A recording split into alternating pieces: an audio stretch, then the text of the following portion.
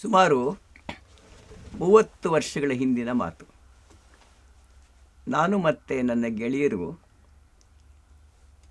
ಹಿರಿಯ ಲೇಖಕರಾದ professor N ಮೂರ್ತಿರಾಯರ ಮನೆಗೆ ಹೋಗಿದ್ವಿ. ಅವ್ರನ್ನ ನಾವು ಒಂದು ಕುತೂಹಲದಿಂದ ಕನ್ನಡಕ್ಕೆ ಅನುವಾದ ಮಾಡಬಹುದಾದ ಕೃತಿಗಳ ಬಗ್ಗೆ ಸ್ವಲ್ಪ ಸಲಹೆ ಸೂಚನೆ ಕೊಡಿ ಸರ್ ಅಂತ ಕೇಳಿದ್ವಿ. ಆಗ ಅವರು ಕತೆ, ಕವನ, ಕಾದಂಬರಿ, ನಾಟಕ ಇವೆಲ್ಲ ಅನುವಾದ ಮಾಡಿದ್ದು ಸಾಕು, ಬೇಕಾದಷ್ಟು ಜನ ಬೇಕಾದಷ್ಟು ಮಾಡಿದ್ದಾರೆ. ಆದರೆ ಲಿಟ್ರೇಚರ್ ಆಫ್ ನಾಲೆಡ್ಜ್ ಅಂತಾರಲ್ಲ, ಜ್ಞಾನ ಸಾಹಿತ್ಯ, ವಿಚಾರ ಸಾಹಿತ್ಯ ಅಂತ, ಅದನ್ನು ಕನ್ನಡಕ್ಕೆ ತರಬೇಕಾದ ಅವಶ್ಯಕತೆ ಇದೆ. ಆ ಕೆಲಸ ಸ್ವಲ್ಪ ಮಟ್ಟಿಗೆ ಮಾಡಿ ಅಂತ ಹೇಳಿದರು. ಆಮೇಲೆ ಆ ಕೆಲಸ ಬೇಕಾದಷ್ಟು ಆಗಿದೆ, ಅನುವಾದಗಳು ಬಂದಿದೆ, ಆ ಮಾತು ಬೇರೆ. ಆದರೆ ಆಗ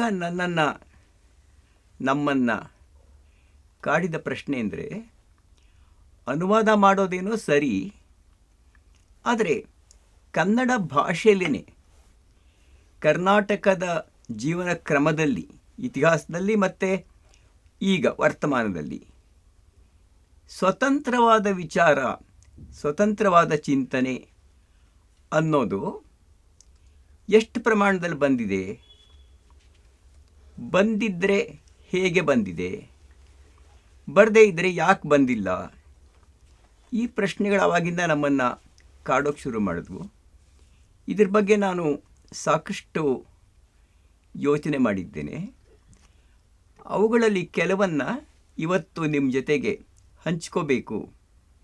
ಆ ಮೂಲಕನೇ ಕನ್ನಡ ಭಾಷೆಯಲ್ಲಿ ವಿಚಾರ ಸಾಹಿತ್ಯ ಅಂತ ಯಾವುದನ್ನು ಕರಿತೀವಿ, ಅದರ ಒಂದು ಪರಂಪರೆಯನ್ನು ಸಾಧ್ಯವಾದಷ್ಟು ಮಟ್ಟಿಗೆ ಗುರುತಿಸಬೇಕು ಅನ್ನೋದು ನನ್ನ ಉದ್ದೇಶ.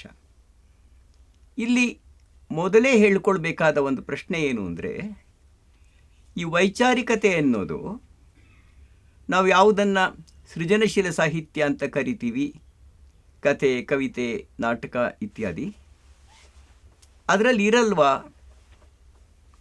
ಇದ್ದರೆ ಹೇಗಿರುತ್ತೆ?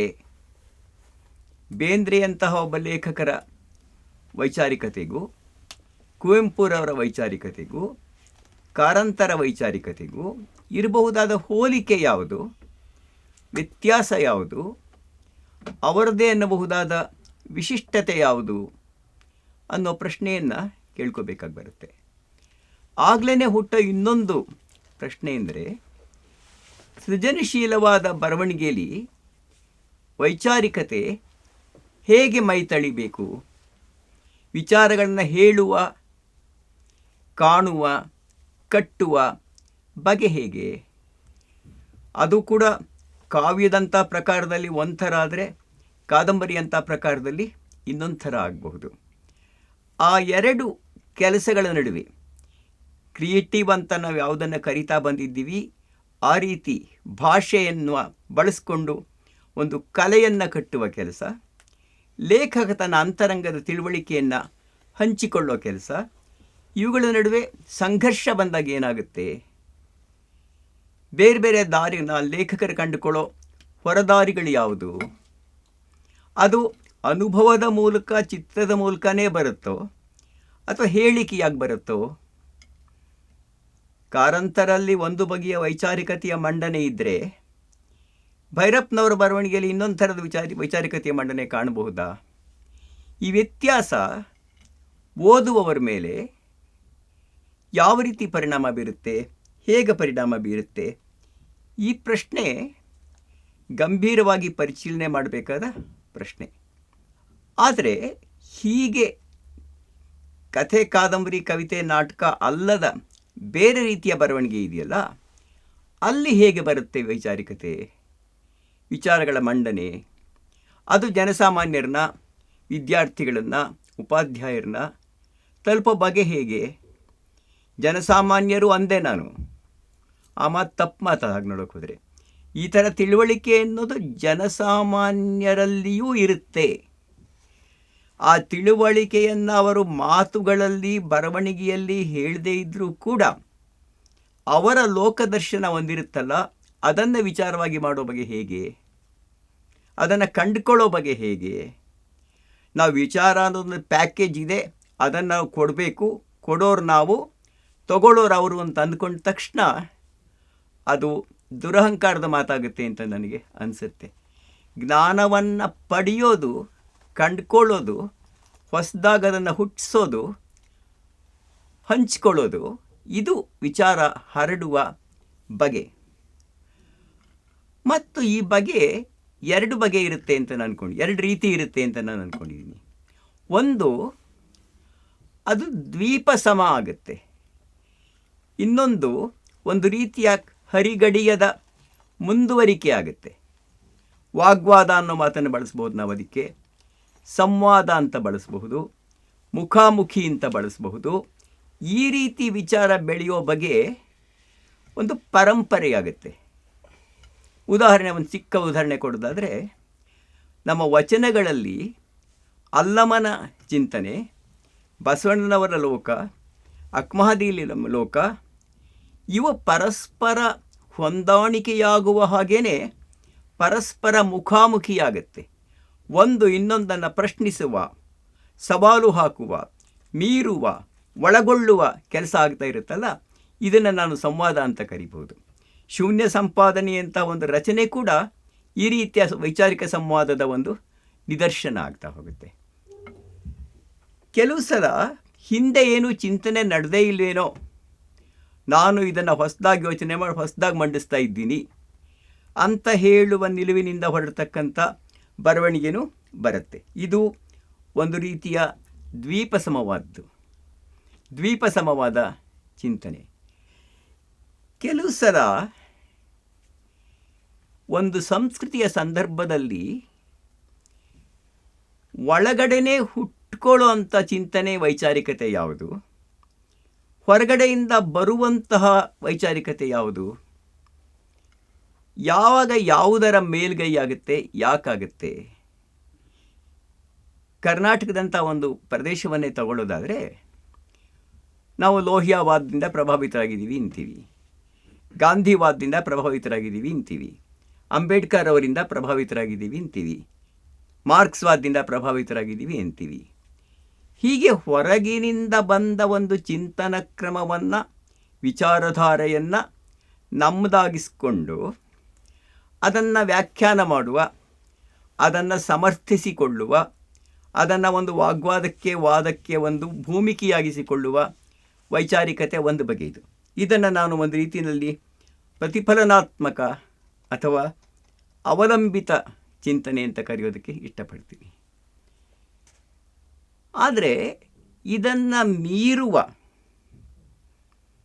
ನಮ್ಮದೇ ಇದು ಕನ್ನಡದ್ದೇ, ಕರ್ನಾಟಕದ್ದೇ ಅಂತ ಹೇಳಬಹುದಾದ ವೈಚಾರಿಕೆ ಲೋಹಿಯವಾದ ಎಲ್ಲೋ ಒಂದು ಕಡೆ ಹುಟ್ಕೋತು, ಮಾರ್ಕ್ಸ್ವಾದ ಇನ್ನೆಲ್ಲೋ ಒಂದು ಕಡೆ ಹುಟ್ಕೋತು, ಅಂಬೇಡ್ಕರ್ ವಾದ ಮತ್ತೆಲ್ಲೋ ಹುಟ್ಕೋತು. ಇವೆಲ್ಲ ಬಹುಮಟ್ಟಿಗೆ ಮಹಾರಾಷ್ಟ್ರದಲ್ಲಿ ಯಾಕೆ ಅಷ್ಟೊಂದು ಹುಟ್ಕೊಳ್ತು ಅನ್ನೋ ಪ್ರಶ್ನೆಯೂ ಬರುತ್ತೆ.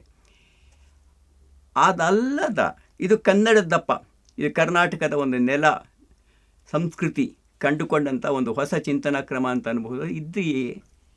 ಇದ್ದರೆ ಎಷ್ಟಿದೆ, ಯಾಕಿದೆ ಅಂತ ಹುಡುಕಾಟ ಒಂದಿರುತ್ತಲ್ಲ, ಈ ಹುಡುಕಾಟ ಕೂಡ ಮುಖ್ಯ ಅಂತ ಅನಿಸುತ್ತೆ ನನಗೆ. ಹಾಗೆಯೇ ಇನ್ನೊಂದೇನಾಗುತ್ತೆ ಅಂದರೆ, ಕೆಲವರು ಲೇಖಕರು ಯಾವುದೋ ಒಂದರಿಂದ ಪ್ರಭಾವಿತರಾಗದೆ, ನಾನು ಅರವಿಂದರನ್ನೂ ಒಳಗೊಂಡಿದ್ದೇನೆ, ಲೋಹಿಯಾ ಅವರನ್ನೂ ಒಳಗೊಂಡಿದ್ದೇನೆ, ಮಾರ್ಕ್ಸ್ನನ್ನೂ ಒಳಗೊಂಡಿದ್ದೇನೆ, ಇವುಗಳ ಒಟ್ಟು ರಾಸಾಯನಿಕ ಸಂಯೋಜನೆಯಿಂದ ಹೊಸದೊಂದನ್ನು, ಸಂಯೋಜಿತವಾದ ದೃಷ್ಟಿಕೋನವನ್ನು ಸೃಷ್ಟಿಸೋದಕ್ಕೆ ನನಗೆ ಸಾಧ್ಯ ಆಗಿದೆ ಅಂತ ಹೇಳೋದೊಂದಿರುತ್ತೆ. ಉದಾಹರಣೆಗೆ, ಕುವೆಂಪು ಅಂಥ ಲೇಖಕರಲ್ಲಿ, ಬೇಂದ್ರೆಯಂತಹ ಲೇಖಕರಲ್ಲಿ ಅರವಿಂದ್ರಿದ್ದಾರೋ? ಇದ್ದಾರೆ. ಗಾಂಧಿ ಇದ್ದಾರೋ? ಇದ್ದಾರೆ. ಶೆಲ್ಲಿ ಕಿಟ್ಸ್ ಇದ್ದಾರೋ? ಇದ್ದಾರೆ. ಆದರೆ ಅವರೆಲ್ಲವೂ ಸೇರಿ ಬೇಂದ್ರೆಯಾಗಿ ಬಂದಿದ್ದಾರೋ, ಕುವೆಂಪು ಆಗಿ ಬಂದಿದ್ದಾರಾ? ಹೌದಲ್ಲ, ಬಂದಿದ್ದಾರೆ ಅನಿಸುತ್ತಲ್ಲ. ಇದು ಒಂದು ಬಗೆಯ ಸಂಯೋಜಿತವಾದ ವೈಚಾರಿಕತೆ. ನಾನು ಆಗಲೇ ಹೇಳಿ 3. ಒಂದು ರಿಫ್ಲೆಕ್ಟಿವ್ ಆದದ್ದು, ಹೊರಗಿಂದ ತಂದದ್ದನ್ನು ನನ್ನದಾಗಿ ಮಾಡಿಕೊಂಡು ಅದರ ಸಮರ್ಥನೆಯನ್ನು ಹಂಚ್ಕೋತಾ ಹೋಗೋದು. ಮತ್ತೊಂದು ಸಿಂಥಸೈಸ್ ಮಾಡಿಕೊಳ್ಳೋದು, ಕೆಲವು ವಿಚಾರಗಳನ್ನು ಒಂದುಗೂಡಿಸಿ ತನ್ನದಾಗಿ ಮಾಡಿಕೊಳ್ಳೋದು. ಮೂರನೇದು ಇವೆಲ್ಲವನ್ನು ಇಟ್ಕೊಂಡು ನಾನೇ ಒಂದು ಬೇರೆದನ್ನು ಕ್ರಿಯೇಟ್ ಮಾಡ್ತೀನಿ ಅಂತ ಹುಟ್ಟಿಸ್ತಕ್ಕಂಥ ವೈಚಾರಿಕತೆ. ಈ ಮೂರು ಬಗೆಯ ವೈಚಾರಿಕತೆಗಳು ಕಂಡುಕೊಳ್ಳುತ್ತೆ ಅಂತ ನನಗನ್ಸುತ್ತೆ. ಹಾಗೆಯೇ ಎಷ್ಟೋ ಸಲ ಒಬ್ಬ ಲೇಖಕ ಅಷ್ಟೇ ಏಕೆ ಒಂದು ಸಮುದಾಯ, ಒಂದು ಚಳುವಳಿ ಕೂಡ ಒಂದರಿಂದ ಇನ್ನೊಂದಕ್ಕೆ ಶಿಫ್ಟ್ ಆಗೋದನ್ನು ನೋಡ್ತೀವಿ. ಶಿವರಾಮ್ ಕಾರಂತರ ಬರವಣಿಗೆಯ ರೀತಿಯನ್ನು ಗಮನಿಸ್ತಾ ಹೋದಾಗ ಒಂದು ಕಾಲದಲ್ಲಿ ತುಂಬ ತೀವ್ರವಾದ ಗಾಂಧಿವಾದವನ್ನು ಒಳಗೊಂಡಿದ್ದರು ಅವರು. ಗಾಂಧಿವಾದ ಅವರ ಹಲವು ಕಾದಂಬರಿಗಳ ವಸ್ತುವಾಯಿತು, ಅವರ ಜೀವನ ಕ್ರಮವನ್ನು ನಿರ್ಧರಿಸಿತು, ಅವರ ತೀರ್ಮಾನಗಳನ್ನು ನಿರ್ಧರಿಸಿತು. ಅದೆಷ್ಟು ಕೆಲವು ವರ್ಷಗಳಾದ ಮೇಲೆ ಇದಲ್ಲ ಅಂತಂದು ಬಿಟ್ಬಿಟ್ಟು ಬೇರೆ ಹಾದಿಯನ್ನು ಹಿಡಿದರು. ಈ ಥರ ಬೆಳವಣಿಗೆಯನ್ನು ನಾವು ಪೂರ್ಣಚಂದ್ರ ತೇಜಸ್ವಿಯವರಲ್ಲೂ ನೋಡಬಹುದು. DS ನಾಗಭೂಷಣ ಅವರಲ್ಲಿ ಒಂದು ಕಾಲದಲ್ಲಿ ಅವರು ರೋಹಿಯಾನ ಎಷ್ಟರ ಮಟ್ಟಿಗೆ ತನ್ನದನ್ನಾಗಿ ಮಾಡಿಕೊಂಡಿದ್ರು ಅಂದರೆ ಅದರ ಆಚೆಗಿನ ವೈಚಾರಿಕತೆಯನ್ನು ಅವರು ಲೋಹಿಯಾದ ಸಮಾಜವಾದದಲ್ಲೇ ಅದಕ್ಕಿಂತ ಭಿನ್ನವಾದನ್ನು ಅವರು ನಿರಾಕರಿಸ್ತಾ ಇದ್ದರು. ಆದರೆ ಬದುಕಿನ ಕೆಲವು ವರ್ಷಗಳಲ್ಲಿ ಗಾಂಧಿ ದರ್ಶನದ ಕಡೆ ಅವರು ಶಿಫ್ಟ್ ಆಗಿ ಗಾಂಧಿಯ ಬಗ್ಗೆ ಬೇಕಾದಷ್ಟು ವಿವರಗಳನ್ನು ಬರೀತಾ ಹೋದರು. ಸೊ ಒಬ್ಬ ಚಿಂತಕನಲ್ಲಿ, ಒಬ್ಬ ವ್ಯಕ್ತಿಯಲ್ಲಿ ಈ ರೀತಿಯ ಬದಲಾವಣೆಗಳಾಗ್ತಾ ಹೋಗುತ್ತೆ. ಹೀಗಿದ್ದದ್ದು ಹಾಗಾಗಿ ಮತ್ತೇನೋ ಆಗಿ ಬೆಳೀತಾ ಹೋಗುತ್ತೆ. ಅದಕ್ಕೆ ಕೆಲವರನ್ನ ನಾವು ಸಮಾಜವಾದಿ ಲೇಖಕ ಅಂದ್ಬಿಡ್ತೀವಿ, ಇನ್ನೊಬ್ಬನ ಮಾರ್ಕ್ಸ್ವಾದಿ ಲೇಖಕ ಅಂತೀವಿ, ಮತ್ತೊಬ್ಬರನ್ನ ಇವೆಲ್ಲವನ್ನು ಒಟ್ಟುಗೂಡಿಸಿಕೊಂಡು ಒಂದು ಬದುಕಿನ ಕ್ರಮವನ್ನು ರೂಪಿಸಿದಂಥ ಲೇಖಕ ಅಂತ ಅನ್ಕೋತೀವಿ. ಆದರೆ ನನ್ನ ಪ್ರಶ್ನೆ ಹುಟ್ಟೋದು, ಕರ್ನಾಟಕದಲ್ಲಿ ಇದು ಯಾಕೆ ಆಗಬೇಕಾದ ಪ್ರಮಾಣದಲ್ಲಿ ಆಗಲಿಲ್ಲ ಅಂತನ್ನೋದು. ಆಗ ಕೇಳ್ಕೊಳ್ಬೇಕಾದ ಪ್ರಶ್ನೆ, ಒಂದು ಸಮಾಜದಲ್ಲಿ ಆಗ್ತಾ ಇರತಕ್ಕಂಥ ಚಲನವಲನಗಳು, ಬದಲಾವಣೆಗಳು, ಹೋರಾಟಗಳು, ಹೊಸ ಹುಟ್ಟುಗಳು, ಹಳೆಯದನ್ನು ಕಳ್ಕೋಬೇಕು ಅನ್ನೋ ಒಂದು ಹಂಬಲಗಳು, ಇದು ಕೂಡ ವೈಚಾರಿಕತೆಯ ಹುಟ್ಟಿಗೆ, ವಾಗ್ವಾದಗಳ ಹುಟ್ಟಿಗೆ ಅವಶ್ಯಕವಾ ಅಂತ ಅನ್ನೋದು. ನಾವು ಮಹಾರಾಷ್ಟ್ರ ನೋಡಿದಾಗ, ಬಂಗಾಳ ನೋಡಿದಾಗ, ಸ್ವಲ್ಪ ಮಟ್ಟಿಗೆ ತಮಿಳುನಾಡು ನೋಡಿದಾಗ, ಅಲ್ಲಿನ ಸಾಮಾಜಿಕ ಚಳುವಳಿಗಳಿಗೂ ಅಲ್ಲಿ ಮೂಡಿದ ಹೊಸ ಬಗೆಯ ಚಿಂತನ ಕ್ರಮಗಳಿಗೂ ಒಂದು ನಿಕಟವಾದ ಅವಿನಾ ಸಂಬಂಧ ಇದೆಯೇ? ಅಂಬೇಡ್ಕರ್ ಅವರ ವಿಚಾರಗಳು, ಅಂಬೇಡ್ಕರ್ ಅವರ ಜೀವನ ಕ್ರಮ, ಚಳುವಳಿಗಳು ಅದೇ ನೆಲದಲ್ಲಿ ಹುಟ್ಟಿದ ಬೇರೆ ಅನೇಕ ತಿಲಕ್ ಇರ್ಬೋದು, ಗೋಪಾಲಕೃಷ್ಣ ಗೋಖಲೆ ಇರ್ಬೋದು, ಅಗರ್ಕರ್ ಅವರಿರ್ಬೋದು, ಗೋಲ್ವಾಲ್ಕರ್ ಇರಬಹುದು. ಇವರೆಲ್ಲರ ಚಿಂತನ ಕ್ರಮಗಳು ವಿಭಿನ್ನವಾಗಿ ಹುಟ್ಟುಕೊಳ್ಳೋದಕ್ಕೆ ಆಯಾ ಸಂಸ್ಕೃತಿಗಳ ಜೀವನ ಕ್ರಮ ಮತ್ತು ಸಾಮಾಜಿಕ ರಚನೆ ಮತ್ತು ಸಾಮಾಜಿಕ ಹೋರಾಟಗಳ ಕಾರಣ ಆಗೋದಾದರೆ, ಕರ್ನಾಟಕದಲ್ಲಿ ಇದು ಕಮ್ಮಿ ಪ್ರಮಾಣದಲ್ಲಿ ಆಗಿದೆಯೇ? ಕರ್ನಾಟಕದ ಸಾಮಾಜಿಕ ಚಲನವಲನಗಳ ಚರಿತ್ರೆ ಯಾವ ಥರದ್ದು? ಅದು ಎಷ್ಟರ ಮಟ್ಟಿಗೆ ಸ್ವತಂತ್ರವಾದ್ದು, ಎಷ್ಟರ ಮಟ್ಟಿಗೆ ಪರಾವಲಂಬಿಯಾದ್ದು? ಉದಾಹರಣೆಗೆ ತಮಿಳುನಾಡಲ್ಲಿ ದ್ರಾವಿಡ ಸಂಸ್ಕೃತಿ ಅನ್ನೋದಕ್ಕೆ ಒಂದು ಮೇಲ್ನೆಲೆಗೆ ಬಂದ ಹಾಗೆ ಕರ್ನಾಟಕದಲ್ಲಿ ಬರದೇ ಹೋದರೆ ಯಾಕೆ ಬರಲಿಲ್ಲ? ಅದರ ಫಲವಾದ ಚಿಂತನೆಗಳ ಗೈರು ಹಾಜರಿ ಯಾಕಾಯಿತು? ಇಂಥ ಪ್ರಶ್ನೆಗಳು ನನಗನ್ಸುತ್ತೆ ಒಂದು ಸಮಾಜದ ಕ್ರಿಯಾಶೀಲತೆಗೂ ಸಮಾಜದ ಚಿಂತನಶೀಲತೆಗೂ ಇರಬಹುದಾದ ಸಂಬಂಧ ಯಾವ ಥರದ್ದು ಅನ್ನೋ ಪ್ರಶ್ನೆಗೆ ಅವಕಾಶ ಮಾಡಿಕೊಡ್ತೀವಿ. ಇವತ್ತು ನೋಡಿ, ರಾಷ್ಟ್ರಮಟ್ಟದ ರಾಜಕೀಯ ನಾಯಕರು, ಚಿಂತಕರು ಕರ್ನಾಟಕದಿಂದ ಇದ್ದಾರಾ ಅಂತ ಹುಡುಕ್ತಾ ಹೋದರೆ ಬೆರಳುಗಳಲ್ಲಿ ಎಣಿಸುವಷ್ಟು ಜನ ಕೂಡ ಇರಲ್ಲ. ಯಾಕೆ ಹೀಗಾಯಿತು? ಹೈಕಮಾಂಡ್ಗೆ ನಾವು ಅಧೀನರಾಗಿರಬೇಕೇ ಹೊರತು ನಾವೇ ಹೈಕಮಾಂಡ್ ಆಗೋದು ಯಾಕೆ ಸಾಧ್ಯ ಆಗಿಲ್ಲ ಕರ್ನಾಟಕಕ್ಕೆ ಅನ್ನೋ ಪ್ರಶ್ನೆ ಇದೆಯಲ್ಲ, ಇದು ವಿಚಾರ ಸಾಹಿತ್ಯ ಜೊತೆಗೆ ಇರ್ತಕ್ಕಂಥ ಒಂದು ಪ್ರಶ್ನೆ ಅಂತ ನಾನು ಅಂದ್ಕೊಂಡಿದ್ದೇನೆ. ಅಲ್ಲದೆ ಇದು ಕರ್ನಾಟಕದ ಬೇರೆ ಬೇರೆ ಭಾಗಗಳಲ್ಲಿ ಹೇಗೆ ಕಾಣಿಸ್ಕೊಂಡಿದೆ ಅಂದರೆ, ಯಾವುದನ್ನು ಹಳೆ ಮೈಸೂರು ರಾಜ್ಯ ಅಂತ ಕರಿತೀವಿ, ಅಲ್ಲಿ ಕಾಣಿಸ್ಕೊಂಡಿರೋ ಬಗೆ ಹೇಗೆ? ಬ್ರಿಟಿಷರ ನೇರ ಆಡಳಿತದಲ್ಲಿದ್ದ ಮುಂಬೈ ಕರ್ನಾಟಕದ ಪ್ರದೇಶದಲ್ಲಿ ಮಹಾರಾಷ್ಟ್ರಕ್ಕೆ ನಿಕಟವಾದ ದಕ್ಷಿಣ ಮಹಾರಾಷ್ಟ್ರ ಅಂತಲೇ ಕರೆಸ್ಕೊಳ್ತಿದ್ದ ಭಾಗಗಳಲ್ಲಿ ಬಂದ ವೈಚಾರಿಕ ಚಿಂತನೆ ಯಾವ ಬಗೆದು? ಅಥವಾ ಮದ್ರಾಸ್ ಪ್ರೆಸಿಡೆನ್ಸಿಯ ಭಾಗವಾಗಿದ್ದಂಥ ದಕ್ಷಿಣ ಕನ್ನಡ ಜಿಲ್ಲೆಯಲ್ಲಿ ಯಾವ ರೀತಿ ಚಿಂತನೆಗಳು ಬಂತು? ಸೊ ರಾಜಕೀಯ ಆಳ್ವಿಕೆಗೂ ವಿಚಾರಗಳ ಹುಟ್ಟಿಗೂ ಯಾವ ರೀತಿ ಸಂಬಂಧ ಇರುತ್ತೆ? ಮಾದರಿ ಮೈಸೂರು ಅನ್ನೋದ್ರಲ್ಲಿ ಇದ್ದಂತಹ ಈ ಹಳೆ ಮೈಸೂರಲ್ಲಿದ್ದ ರಾಜಪ್ರಭುತ್ವ ನಮ್ಮ ವಿಚಾರಗಳನ್ನು ಯಾವ ರೀತಿ ರೂಪಿಸ್ತು, ಯಾವ ರೀತಿ ಕುಗ್ಗಿಸ್ತು, ಈ ಪ್ರಶ್ನೆ ಕೂಡ ಅಷ್ಟೇ ಮುಖ್ಯ ಆಗ್ತಾ ಹೋಗುತ್ತೆ. ನನಗೆ ತಕ್ಷಣ ಹೊಳಿತಕ್ಕಂಥ ಒಂದು ವಿಚಾರ ಅಂದರೆ, ನಮ್ಮಲ್ಲಿ ಸಾಹಿತಿಗಳಲ್ಲದ ಬೇರೆ ಬೇರೆ ಜ್ಞಾನಕ್ಷೇತ್ರಗಳಿಂದ, ಜ್ಞಾನಶಿಸ್ತುಗಳಿಂದ ಬಂದವರ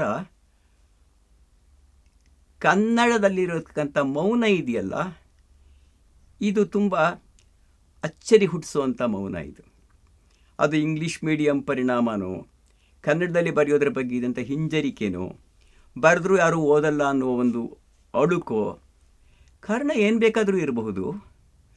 ಬೇರೆ ಭಾಷೆಗಳಲ್ಲಿ ಇರಬಹುದಾದ ತಿಳುವಳಿಕೆಯನ್ನು ಅಥವಾ ತಾವೇ ಕಂಡುಕೊಂಡಿರಬಹುದಾದ ತಿಳುವಳಿಕೆಯನ್ನು ತಮ್ಮ ಭಾಷೆಯಲ್ಲಿ ಹಂಚ್ಕೋಬೇಕು ಅಂತ ಅವ್ರಿಗೆ ಯಾಕೆ ಅನ್ನಿಸ್ಲಿಲ್ಲ? ಪ್ರಸಿದ್ಧ ಸಮಾಜಶಾಸ್ತ್ರಜ್ಞರು ಆದಂಥ MN ಶ್ರೀನಿವಾಸ್ ಅವರ ಅನೇಕ ವಿಚಾರಗಳು, ಹೊಸದು ಅಂತ ಪರಿಗಣಿಸಲ್ಪಟ್ಟ ವಿಚಾರಗಳು ಇಂಗ್ಲೀಷ್ನಲ್ಲಿ ಇದ್ದದ್ದು ಕನ್ನಡಕ್ಕೆ ಬರೋ ಹೊತ್ತಿಗೆ 30 ವರ್ಷ ಕಾಯಬೇಕಾಯಿತು. ಅದು ಬರೋ ಹೊತ್ತಿಗಾಗಲೇ ಅದು ಆ ಶಾಸ್ತ್ರಗಳ ಬೆಳವಣಿಗೆ ದೃಷ್ಟಿಯಿಂದನೇ ಏನೋ ಔಟ್ಡೇಟೆಡ್ ಆಗಿರುತ್ತೆ. ಈ ಮೌನ ಏನು ಮಾಡ್ತು ಅಂದರೆ, ಎಷ್ಟೋ ಸಲ ಸಾಹಿತಿಗಳು ಆದವರು ಹಲವು ಬಗೆಯ ಜವಾಬ್ದಾರಿಗಳನ್ನ ಹೊರ್ಕೋಬೇಕಾಗಿ ಬಂತು. ವಿಚಾರವನ್ನು ನಾವೇ ಹುಟ್ಟಿಸ್ಬೇಕು, ಸಮಾಜಶಾಸ್ತ್ರನೂ ನಾವೇ ನೋಡಬೇಕು, ಮಾನವಶಾಸ್ತ್ರನೂ ಎಲ್ಲವೂ ನಾವು ಕಂಡ್ಕೋಬೇಕು, ಕಟ್ಟಬೇಕು ಅಂತಾದಾಗ ಅದನ್ನು ಸೃಜನಶೀಲ ಸಾಹಿತಿಗಳು ನಿರ್ವಹಿಸಿದ ಬಗೆ ಒಂದಾದರೆ, ಹಾಗಲ್ಲದ ಕನ್ನಡ ಚಿಂತಕರು ನಿರ್ವಹಿಸಿದ ಬಗೆ ಮತ್ತೊಂದಾಗಿತ್ತು. ಒಂದು ಉದಾಹರಣೆ ಕೊಡೋದಾದರೆ, ಪ್ರೈಮರಿ ಸ್ಕೂಲ್ ಮೇಷ್ಟ್ರಾಗಿದ್ದ ಶಂಭಾ ಜೋಶಿಯವರು ಮಾನವಶಾಸ್ತ್ರ, ಚರಿತ್ರೆ, ಸಂಸ್ಕೃತಿ ಚರಿತ್ರೆ, ಸಮಾಜಶಾಸ್ತ್ರ, ದರ್ಶನ, ತತ್ವಶಾಸ್ತ್ರ ಇವೆಲ್ಲವನ್ನು ಒಳಗೊಂಡ ಬಗೆ, ಹೊಸ ಚಿಂತನ ಕ್ರಮವನ್ನು ಹುಟ್ಟಿಸಿದ ಬಗೆ ಅಚ್ಚರಿ ಹುಟ್ಟಿಸುತ್ತೆ. ಆದರೆ ಅವರಿಗಿದ್ದ ಹಿನ್ನೆಲೆ ಯಾವ ಬಗೆದು? ಆ ಹಿನ್ನೆಲೆಯ ಪರಿಣಾಮವಾಗಿ ಅವರು ಬರೆದ ಕನ್ನಡ ಕೃತಿಗಳಲ್ಲಿ ಮೂಡಿದ ಒಂದು ಬಗೆಯ ಕ್ರಮಬದ್ಧತೆಯ ಅಭಾವ, ಆದರೂ ಸ್ವೋಪಜ್ಞತೆ ಅಥವಾ ಒರಿಜಿನಾಲಿಟಿಯ ಇರುವಿಕೆ ಹೇಗೆ ಸಾಧ್ಯ ಆಯಿತು? ಈ ಪ್ರಶ್ನೆಯೂ ಅಷ್ಟೇ ಮುಖ್ಯ ಅಂತ ನಾನು ಅಂದ್ಕೊಂಡಿದ್ದೇನೆ. ಬೇರೆ ಭಾಷೆಗಳಲ್ಲಿ ನಮ್ಮ ಭಾಷೆಯಲ್ಲಿ ಬರೆಯಬೇಕು ಅನ್ನೋದೊಂದು ವ್ರತವಾದರೆ, ನಮ್ಮ ಭಾಷೆಯ ವಿದ್ವಾಂಸರಲ್ಲಿ ಬೇರೆ ಭಾಷೆಗಳಲ್ಲಿ ಬರೆಯೋದು ಒಂದು ಪ್ರೆಸ್ಟೀಜ್ ಕ್ವೆಶ್ಚನ್ ಆಯಿತಾ? ಹಾಗೆಯೇ ಮುಖ್ಯವಾದ ಚಳುವಳಿಗಳು ಕರ್ನಾಟಕದಲ್ಲಿ ಎಷ್ಟರ ಮಟ್ಟಿಗೆ ಹೇಗೆ ನಡೆದವು? ಅವುಗಳ ಉದ್ದೇಶ ತಾತ್ವಿಕವಾಗಿತ್ತೋ, ವೈಚಾರಿಕವಾಗಿತ್ತೋ, ಅಥವಾ ಸದ್ಯಕ್ಕೆ ಯಾವುದೋ ಒಂದು ಪ್ರಯೋಜನ ಪಡ್ಕೋಬೇಕು ಅನ್ನೋ ಯುಟಿಲಿಟೇರಿಯನ್ ಆಗಿತ್ತಾ, ಫಂಕ್ಷನಲ್ ಆಗಿತ್ತಾ? ಕರ್ನಾಟಕದ ಒಟ್ಟು ಚರಿತ್ರೆಯನ್ನು, ಇತ್ತೀಚಿನ 20ನೇ ಶತಮಾನ ಚರಿತ್ರೆಯನ್ನು ನೋಡಿದಾಗಲೂ ಕೂಡ ಭಾಷಾ ಚಳುವಳಿ, ದಲಿತ ಚಳುವಳಿ, ಸ್ತ್ರೀವಾದ ಇತ್ಯಾದಿ ಮಾತುಗಳನ್ನು ನಾವು ಹೇಳ್ತಾ ಹೋದರೂ ಕೂಡ ಅವು ಎಷ್ಟರ ಮಟ್ಟಿಗೆ ಸ್ವತಂತ್ರ ಚಿಂತನೆ, ಎಷ್ಟರ ಮಟ್ಟಿಗೆ ಅವಲಂಬಿತ ಚಿಂತನೆ ಅನ್ನೋ ಪ್ರಶ್ನೆ ಹುಟ್ಕೊಳ್ತಾನೆ ಹೋಗಿದೆ. ಅದು ಆ ಥರ ಬೇರೆ ಕಡೆಯಿಂದ ಚಿಂತನೆ ತಗೊಳ್ಳೋದು ಕ್ರಿಯಾಶೀಲತೆಗೆ ಅಡ್ಡಿಯಾಗದೇ ಇರ್ಬೋದು, ಮಾಡಬೇಕಾದನ್ನು ಮಾಡ್ತಾನೇ ಇರ್ಬೋದು ಅವರು. ಆದರೆ ಇದು ಕನ್ನಡದ ವಿಚಾರಿಕತೆ ಅಂತ ಅನ್ಸಲ್ವಲ್ಲ ಯಾಕೆ? ಆಗಿರಲ್ವಲ್ಲ ಯಾಕೆ? ಈ ಪ್ರಶ್ನೆ ಕೇಳ್ಕೊಳ್ಬೇಕಾದ್ದೇ. ಅಪರೂಪಕ್ಕೊಮ್ಮೆ ಆ ಥರದ್ದು ಬಂದಿದ್ದರೂ ಕೂಡ ಅದನ್ನು ನಿರ್ಲಕ್ಷ್ಯ ಮಾಡುವ, ಅದನ್ನು ಸಂವಾದದ ಚೌಕಟ್ಟಿಗೆ ಒಳಪಡಿಸಿಕೊಳ್ಳದಿರುವ ಒಂದು ಗುಣ ನಮ್ಮಲ್ಲಿ ಇದೆಯಲ್ಲ ಯಾಕೆ? ಉದಾಹರಣೆಗೆ, ಶಂಭಾ ಜೋಶಿಯವರ ಬರವಣಿಗೆಯನ್ನು, DN ಶಂಕರ ಭಟ್ಟರ ಬರವಣಿಗೆಯನ್ನು, ಶಾ ಶೆಟ್ಟರವರ ಬರವಣಿಗೆಯನ್ನು, ಪಂಡಿತ್ ತಾರಾನಾಥ್ ಅವರ ಧರ್ಮ ಸಂಭವದಂಥ ಬರವಣಿಗೆಯನ್ನು, ಹಾಗೆಯೇ ಕುದ್ಮಲ್ ರಂಗರಾಯರಂಥವರ ಬರವಣಿಗೆಯನ್ನು ಅಥವಾ ಮಾತುಗಳನ್ನು, ವಿಚಾರಗಳನ್ನು ಕಂಡುಕೊಳ್ಳೋಕೆ, ಒಳಗೊಳ್ಳೋಕೆ, ಚರ್ಚೆಯ ವಸ್ತುವಾಗಿ ಬಳಸ್ಕೊಳ್ಳೋಕೆ ನಮ್ಗೆ ಯಾಕೆ ಇಷ್ಟು ತಡ ಆಯಿತು? ಈಗಲಾದರೂ ಮಾಡ್ತಾ ಇದ್ದೀವಾ? ಶಂಭಾ ಜೋಶಿಯವ್ರ ಬರವಣಿಗೆ ಯಾಕೆ ಆ ಕ್ಷೇತ್ರಗಳಲ್ಲೇ ಕೆಲಸ ಮಾಡ್ತಿದ್ದವರು ಕೂಡ ತಂಟೆಗೆ ಹೋಗಲಿಲ್ಲ? ಇದರ ಹಿಂದೆ ಇರಬಹುದಾದ ರಾಜಕೀಯ ಯಾವ ಥರದ್ದು? ರಾಜಕೀಯ ಅನ್ನೋ ಮಾತನ್ನು ಬೇಕು ಅಂತಾನೆ ಬಳಸ್ತಾ ಇದ್ದೀನಿ. ಒಂದು ಸಂಸ್ಕೃತಿ ರಾಜಕೀಯ ಒಂದು ಕೆಲಸ ಮಾಡ್ತಾನೇ ಇರುತ್ತೆ ಇಂಥ ಕಡೆಗಳಲ್ಲಿ. ಈ ರಾಜಕೀಯ ಯಾವುದನ್ನು ಬದಿಗಿಡುತ್ತೆ, ಯಾವುದನ್ನು ಮುಂದೆ ತರುತ್ತೆ, ಇದೆಲ್ಲ ನಾನು ಗತಕಾಲದ ಮಾತು ಅಂತ ಮಾತ್ರ ಹೇಳ್ತಾ ಇಲ್ಲ. ವರ್ತಮಾನದಲ್ಲೂ ಕೂಡ ಇಂಥ ಶಕ್ತಿಗಳಿರುತ್ತೆ, ಇಂಥ ಕೆಲಸ ಆಗ್ತಾ ಇರುತ್ತೆ. ಇಂತಹ ಮುಂದೆ ಇಡುವ, ಹಿಂದೆ ಸರಿಸುವ, ಪಕ್ಕಕ್ಕೆ ತಳ್ಳುವ ಪ್ರಕ್ರಿಯೆಗಳು ಸೃಜನಶೀಲ ಸಾಹಿತ್ಯದಲ್ಲಿ ಹೇಗೋ ಅದಕ್ಕಿಂತ ತೀವ್ರವಾಗಿ ವೈಚಾರಿಕತೆಯ ಕ್ಷೇತ್ರದಲ್ಲೂ ಕೂಡ ನಡೀತಾನೇ ಇರುತ್ತೆ. ಪ್ರತಿಯೊಬ್ಬರಿಗೂ ತನ್ನ ಚಿಂತನೆಯನ್ನು, ತನ್ನ ತಿಳುವಳಿಕೆಯನ್ನು ಮುಂದಕ್ಕೆ ತರೋದು ಮಾತ್ರ ಮುಖ್ಯ ಅನ್ನಿಸಿದಾಗ ಎಲ್ಲವನ್ನು ಒಳಗೊಳ್ಳುವ ಒಂದು ಗುಣ ಕಮ್ಮಿ ಆಗ್ತಾ ಹೋಗುತ್ತೆ. ಅದರಿಂದನೇ ಶಿವರಾಮ್ ಕಾರಂತರ ಬಾಳ್ವೆಯೇ ಬೆಳಕು ಅಂತ ಪುಸ್ತಕ ಆಗಲಿ, DVG ಅವರ ಮಾಸ್ಟರ್ ಎನ್ ಮೂರ್ತಿರಾರ ದೇವರು ಪುಸ್ತಕ ಆಗಲಿ, ಈ ಥರದ ಹಲವು ಪುಸ್ತಕಗಳು ನನಗೆ ಅದಕ್ಕಿಂತ ತುಂಬ ತಕ್ಷಣ ನೆನಪಾಗ್ತಿರೋ ಒಂದು ಬಹಳ ಮುಖ್ಯವಾದ ಬರವಣಿಗೆ ರೆವರೆಂಡ್ ಉತ್ತಂಗಿ ಚೆನ್ನಪ್ಪನವರು ಬಹಳ ಹಿಂದೆ ಬನಾರಸಿಗೆ ಬೆತ್ಲೆಹೆಮ್ನ ಪ್ರಾರ್ಥನೆ ಅಂತ ಒಂದು ಲೇಖನ ಬರೆದರು. ಇಂಥ ಒಂದು ಲೇಖನ ಬಂದಿದೆ ಅನ್ನೋದು ಕೂಡ ನಮ್ಮ ಸಂಸ್ಕೃತಿಯ ತಿಳುವಳಿಕೆಗೆ ಬಂದಿರೋದು ಬಹಳ ಅಪರೂಪ. ಅದೇ ಥರ ನಿಡುಮಾಬಿಡಿ ಮಠದಲ್ಲಿ ಜಚನಿ ಅಂತ ಒಬ್ಬ ಸ್ವಾಮಿಗಳಿದ್ರು. ಸ್ವಾಮಿಗಳ ಬರವಣಿಗೆ ಅಂದ ತಕ್ಷಣ ಮತ ಪ್ರಚಾರ ಅಂತ ಅಂದ್ಕೊಂಡ್ಬಿಡು ನಾವು. ಅವ್ರು ಬರೆದಿರ್ತಕ್ಕಂಥ ಎಷ್ಟೋ ಪುಸ್ತಕಗಳನ್ನು ಕಣ್ಣೆತ್ತಿ ಕೂಡ ನೋಡಿಲ್ಲ. ಅವು ಅನೇಕ ಸ್ವೋಪಜ್ಞವಾದ ವಿಚಾರಗಳನ್ನು ಒಳಗೊಂಡಿವೆ.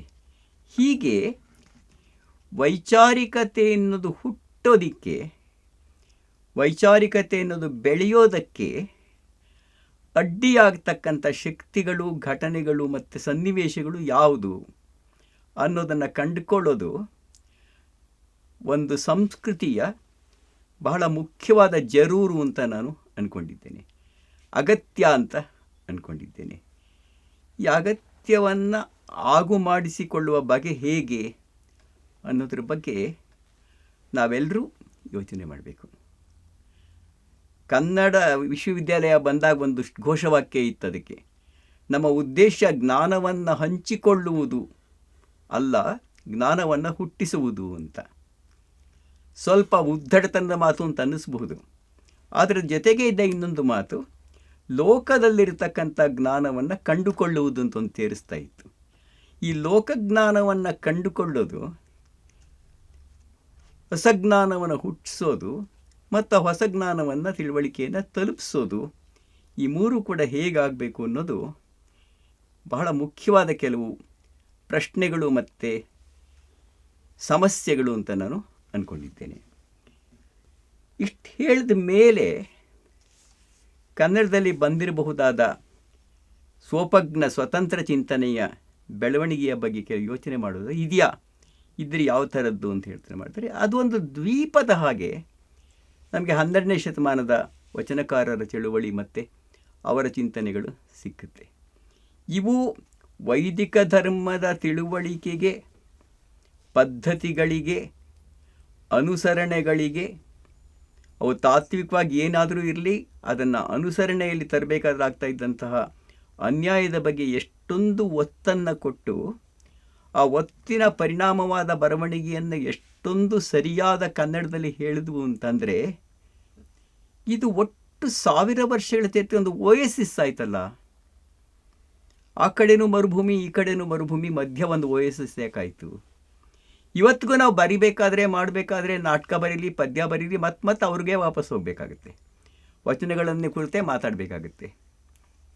ಇದು ನಾನು ಆಗಲೇ ಹೇಳಿದ ಹಾಗೆ ವಚನ ಚಳುವಳಿ, ಅದರ ಆಯುಷ್ಯ ಎಷ್ಟೇ ಇರಲಿ, ವಚನ ಚಳುವಳಿ, ವಚನ ಧರ್ಮ, ವಚನ ತಾತ್ವಿಕತೆ, ವಚನಕಾರರ ತಾತ್ವಿಕತೆ, ಆ ತಾತ್ವಿಕತೆಯಲ್ಲಿದ್ದಂತಹ ಪರಸ್ಪರ ಭಿನ್ನತೆಗಳು, ಇವೆಲ್ಲವನ್ನು ಒಟ್ಟಿಗೆ ನೋಡಿದಾಗ ಅದು ಕರ್ನಾಟಕದ ಚರಿತ್ರೆಯ ಒಂದು ಅಪರೂಪ ಸಂಭವ ಅನ್ನೋದರಲ್ಲಿ ಯಾವ ಅನುಮಾನವೂ ಇಲ್ಲ.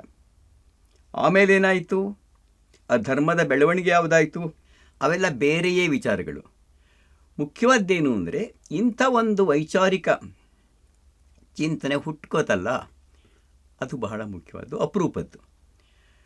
ಹಾಗೆಯೇ 19ನೇ ಶತಮಾನದ ತತ್ವದ ಪದಕಾರರ ಚಿಂತನೆ ಇದೆಯಲ್ಲ, ಜನಪದ ಮಹಾಕಾವ್ಯಗಳ ಚಿಂತನೆ ಇದೆಯಲ್ಲ, ಅದು ಹಾಡುಗಳು ತತ್ವದ ಪದ ಅಂದ ತಕ್ಷಣ ಸಾಹಿತ್ಯ ಕೃತಿ ಅಂತ ಕರೆಯೋದಕ್ಕಿಂತ ಹೆಚ್ಚಾಗಿ ಅದರ ರೀಚ್, ಅದರ ಇಂಟೆನ್ಷನ್ ಬೇರೆ ಥರದಿತ್ತು ಅಂತ ಕಾಣುತ್ತೆ. ಜನಪದ ಮಹಾಕಾವ್ಯಗಳಲ್ಲಿ ಇರ್ತಕ್ಕಂಥ ತಿಳುವಳಿಕೆಯ ಸ್ವರೂಪನೂ ಆ ಥರದ್ದೇನೆ. ಅದನ್ನು ನಾವು ಅದಕ್ಕೆ ಸಾಹಿತ್ಯವೇ ಬರಲಿಲ್ಲ ಆ ಕಾಲದಲ್ಲಿ ಅಂತ ನಮ್ಮ ಸಾಹಿತ್ಯ ಚರಿತ್ರೆ ಬರೀತಿದ್ದ ಕಾಲ ಒಂದಿತ್ತು. ಆದರೆ ಅದು ಬೆಳಕಿಗೆ ಬಂದಾಗ ಇಲ್ಲೇನೋ ಬೇರೆ ಇದೆ. ವಚನಕಾರರು ಹೇಳಿದ್ದನ್ನು ಕೂಡ ಮುಂದುವರಿಸುವ, ಅಲ್ಲಿ ಪ್ರಶ್ನಿಸುವ, ತಿದ್ದುವ ಒಂದು ತಿಳುವಳಿಕೆ ಇದೆಯಲ್ಲ ಇಲ್ಲಿ ಅಂತ ಅನ್ನಿಸ್ತಾ ಹೋಯಿತು. ಇದಾದ ಮೇಲಿನ ಒಣಕಾಲ ಯಾವ ಥರದ್ದು? ಬರೆಯೋಕೆ ಹೋದವರು, ಬರೆದವರು ಹೆಸರುಗಳ ಪಟ್ಟಿ ಕೊಡ್ಬೋದು. ವಿಚಾರ ಪ್ರಪಂಚ ಅನ್ನೋ ಒಂದು ಪುಸ್ತಕವನ್ನೇ ಸಮಗ್ರವಾಗಿ ತಂದಿದ್ದ ಸೇಡಿಯಾಪು ಕೃಷ್ಣ ಭಟ್ರು ಇರ್ಬೋದು. ಭಾಷಾಶಾಸ್ತ್ರದ ತಿಳುವಳಿಕೆಯನ್ನು, ಜ್ಞಾನವನ್ನು ಸಾಮಾಜಿಕ ತಿಳುವಳಿಕೆಯಾಗಿ, ಸಾಮಾಜಿಕ ತಿದ್ದುವಿಕೆಗೆ ಒಂದು ಸಾಧನವಾಗಿ ಬಳಸ್ಕೊಳ್ಳೋಕೆ ಪ್ರಯತ್ನಪಟ್ಟ DN ಶಂಕರ್ ಭಟ್ರು ಇರಬಹುದು.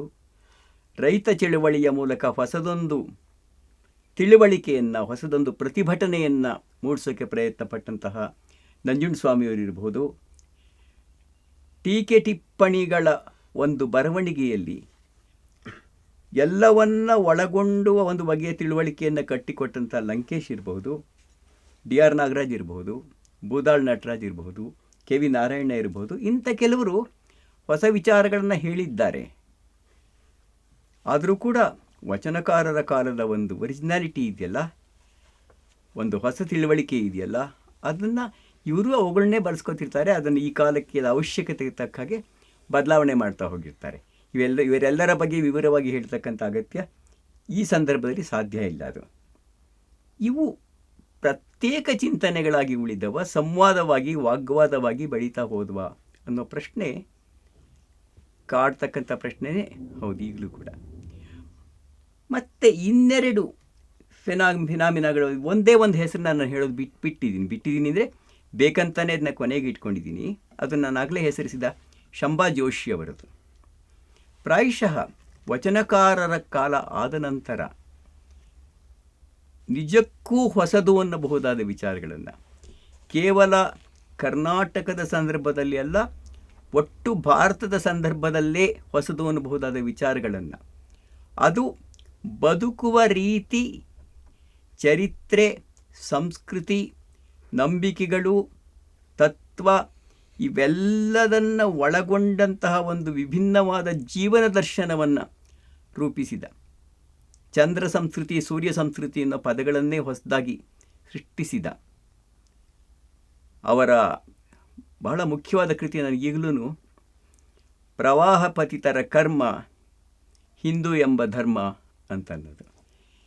ಈ ಥರದ ಪುಸ್ತಕಗಳಲ್ಲಿ ಶಂಭಾ ಜೋಶಿ ಅವರು ಹೇಳಿದ ವಿಚಾರಗಳು ನಿಸ್ಸಂದೇಹವಾಗಿ ಎಲ್ಲ ಕಾಲಕ್ಕೂ ಹೊಸದೇ, ಮುಖ್ಯವಾದದ್ದೇನೆ.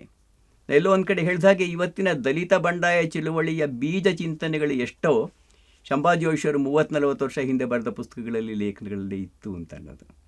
ಹಾಗೆ ಅವರು ಕರ್ನಾಟಕ ಸಂಸ್ಕೃತಿ ಅಂದರೆ ಏನು, ಕನ್ನಡ ಸಂಸ್ಕೃತಿ ಅಂದರೆ ಏನು, ನಾವು ಹೇಳ್ತಾ ಬಂದಿರ್ತಕ್ಕಂಥ ರಾಜರುಗಳ ಚರಿತ್ರೆನ ಅಥವಾ ಅದಕ್ಕಿಂತ ಭಿನ್ನವಾದ್ದೇನಾದರೂ ಇದೆಯಾ ಅನ್ನೋ ಪ್ರಶ್ನೆ ಕೇಳಿಕೊಂಡು ಹೇಳೋದಕ್ಕೆ ಪ್ರಯತ್ನಪಟ್ಟರು. ಅದನ್ನು ಆಗಲೇ ಹೇಳಿದಾಗೆ ದೊಡ್ಡ ದೊಡ್ಡ ವಿದ್ವಾಂಸರೇ ಇದ್ರ ಬಗ್ಗೆ ಏನು ಮಾತಾಡೋಕೆ ಹೋಗಲಿಲ್ವಲ್ಲ. ಅದಕ್ಕೆ ಕಾರಣ ಶಿಸ್ತುಬದ್ಧವಾದ, ವ್ಯವಸ್ಥಿತವಾದ, ಬೇಗ ಅರ್ಥವಾಗುವ ಬರವಣಿಗೆ ಬಗ್ಗೆ ನಮಗಿರ್ತಕ್ಕಂಥ ಪಕ್ಷಪಾತವ. ಓದಿದ ತಕ್ಷಣ ಸುಲಿದ ಬಾಳೆಹಣ್ಣಾಗ ಅರ್ಥ ಆಗಲ್ಲಪ್ಪ, ಕಾರಂತರ ಬರವಣಿಗೆ ನೋಡಿ ಎಷ್ಟು ಚೆನ್ನಾಗಿ ಅರ್ಥ ಆಗುತ್ತೆ ಎಂದಿದ್ದು ಕೂಡ ನಾವು ಅಂದ್ಕೊಂಡಷ್ಟಲ್ಲ. ನಿಜವಾಗಲೂ ಒಳಗೊಳ್ಳುವ ಹಾಗದೇನು ಅರ್ಥ ಆಗಿರಲ್ಲ. ಆದರೆ ಹೀಗೆ ನಿರ್ಲಕ್ಷ್ಯ ಮಾಡುವುದು ಸಾಮಾನ್ಯರ ಬದುಕಲ್ಲಿ ಆಗೋ ನಿರ್ಲಕ್ಷ್ಯ ಒಂದು ಬಗೆಯದಾದರೆ, ವಿದ್ವಾಂಸರ ಜಗತ್ತಲ್ಲಾಗೋ ನಿರ್ಲಕ್ಷ್ಯ ಇದೆಯಲ್ಲ, ಅದು ಹೆಚ್ಚು ಅಪಾಯಕಾರಿಯಾದ್ದು ಅಂತ ನಾನು ಅಂದ್ಕೊಂಡಿದ್ದೇನೆ. ಈ ಅಪಾಯಕಾರಿಯಾದ ನಿರ್ಲಕ್ಷ್ಯವೇ ಕನ್ನಡದಲ್ಲಿರ್ತಕ್ಕಂಥ ವೈಚಾರಿಕತೆಯ ಬೆಳವಣಿಗೆಗೆ ಅಡ್ಡಿಯಾಗಿದೆ ಅಂತ ಕಾಣುತ್ತೆ. ಹಾಗೆಯೇ ಕೇಳ್ಕೊಳ್ಬೇಕಾದ ಬಹಳ ಮುಖ್ಯವಾದ ಒಂದು ಪ್ರಶ್ನೆ ಎಂದರೆ, ಇವತ್ತು ಬಂದಿರತಕ್ಕಂಥ ಅಂದರೆ ಮುಂಚೆಯಿಂದ ಇರೋದೇನೆ ನಾವು ಮಾತಾಡೋಕ್ಕೆ ಈ ಪದ ಹೇಳ್ತಿರ್ತೀವಿ ಅಷ್ಟೇ. ಬುದ್ಧಿಜೀವಿ ಅನ್ನೋ ಪದ, ಪಬ್ಲಿಕ್ ಇಂಟೆಲೆಕ್ಚುಯಲ್ ಅನ್ನೋ ಪದ, ಸಾರ್ವಜನಿಕ ಬುದ್ಧಿಜೀವಿ. ಏನು ಇವನು ಯಾವ ಪ್ರಾಣಿ ಇದು ಸಾರ್ವಜನಿಕ ಇಂಟೆಲೆಕ್ಚುಯಲ್ ಅನ್ನೋದು? ಪತ್ರಿಕೆಗಳಲ್ಲಿ, ಅಂಕಣ ಬರಹಗಳಲ್ಲಿ, ಸ್ವತಂತ್ರ ಬರಹಗಳಲ್ಲಿ ಕಾಣಿಸ್ಕೊಳ್ತಕ್ಕಂಥ ಈ ಪಬ್ಲಿಕ್ ಇಂಟೆಲೆಕ್ಚುಯಲ್ ಅವನು ಬದುಕನ್ನು, ಸಮಾಜವನ್ನು, ರಾಜಕೀಯವನ್ನು ಗಮನಿಸಿ ಮಾತಾಡೋದ್ರೆ ಏನು? ತಾನು ನಂಬಿದ ರಾಜಕೀಯ ಚಳುವಳಿಕೆಗೆ, ವಿಚಾರಧಾರೆಗೆ ಅನುಗುಣವಾದ ಒಂದು ವಾದವನ್ನು ಕಟ್ಟೋದ, ಅದರ ಪರವಾಗಿ ಇಲ್ಲ ವಿರೋಧವಾಗಿ ಬರಿತಾ ಹೋಗೋದು, ಅಥವಾ ಈ ಸ್ವಂತದ ಸೀಮಿತಗಳನ್ನು ದಾಟಿ ವಸ್ತುನಿಷ್ಠವಾಗಿ ನೋಡ್ತಕ್ಕಂಥ ಬಗೆನೋ? ಇದು ಒಳಗಿಂದ ಹುಟ್ಟುತ್ತೋ, ಹೊರಗಿನ ಪ್ರಭಾವಗಳಿಂದ ಹುಟ್ಟುತ್ತೋ, ಅಥವಾ ಒಂದು ಬಗೆಯ ಗುಂಪುಗಾರಿಕೆಯಿಂದ ಹುಟ್ಟುತ್ತೋ? ಇದು ಈಚಿನ ದಿನಗಳಲ್ಲಿ ಮುನ್ನೆಲೆಗೆ ಬಂದಿರತಕ್ಕಂಥ ಅನೇಕ ಸಾರ್ವಜನಿಕ ಬುದ್ಧಿಜೀವಿಗಳ ವಿಚಾರದಲ್ಲಿ ನಿಜ ಅಂತ ನಾನು ಅಂದ್ಕೊಂಡಿದ್ದೇನೆ. ಕುವೆಂಪು, ಕಾರಂತ ಇಂಥವರ ವೈಚಾರಿಕತೆ ನಮ್ಮಲ್ಲಿ ಸೇರಿಕೊಂಡಿರ್ತಕ್ಕಂಥ ಬಗೆಗೂ ಅನಂತಮೂರ್ತಿ ಇಂಥವರು ಮಾತಾಡಿದ ಮಾತುಗಳು ನಮ್ಮಲ್ಲಿ ಒಳಗಾಗಿರೋ ಬಗೆಗೂ ಯಾವ ವ್ಯತ್ಯಾಸ ಇದೆ? ಇವತ್ತು ಯಾವುದೇ ಪತ್ರಿಕೆಯಲ್ಲಿ ಯಾರು ಬರೆದಿದ್ದಾರೆ ಅಂತ ನೋಡಿದ ತಕ್ಷಣ ಏನು ಬರೆದಿದ್ದಾರೆ ಅಂತ ಹೇಳಬಹುದು ಅನ್ನೋ ಸಿಚುವೇಶನ್ ಯಾಕಾಗುತ್ತೆ? ಒಬ್ಬ ಲೇಖಕ ನೋಡ್ತೀವಿ, ಪ್ರಜಾವಾಣಿ 5ನೇ ಪೇಜ್ ತೆಗಿತೀವಿ, ಯಾರೋ ಒಬ್ಬರು ಬರೆದಿದ್ದಾರೆ ಅಂತಿರುತ್ತೆ, ಯಾವುದೋ ಒಂದು ವಿಷಯದ ಬಗ್ಗೆ ಬರೆದಿದ್ದಾರೆ ಅಂತಿರುತ್ತೆ.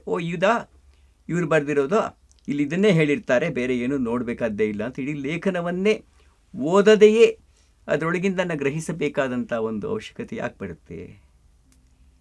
ಇದು ತನ್ನನ್ನು ಮೀರಿ ವಾಸ್ತವವನ್ನು ಕಾಣಲಾಗದ ಒಂದು ಜಾಣ ಕುರುಡೋ, ಅಥವಾ ಯಾವುದೇ ರೀತಿಯ ಸಾಮಾಜಿಕ ಬರವಣಿಗೆಗೆ ಅಗತ್ಯವಾದ ಒಂದು ಲಕ್ಷಣವು?